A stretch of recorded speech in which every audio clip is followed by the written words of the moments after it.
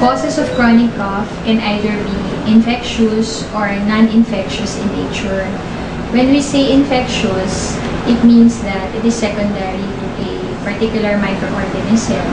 So we search for possibility of pneumonia or tuberculosis or other microorganisms that can cause prolonged cough. When we say non-infectious in nature, it means that cough could be caused by either an allergic response, such as in patients who have asthma, or in some cases, the cough could be caused by other mechanisms such as gastroesophageal reflux or other underlying abnormalities in the child's airway or in the lungs.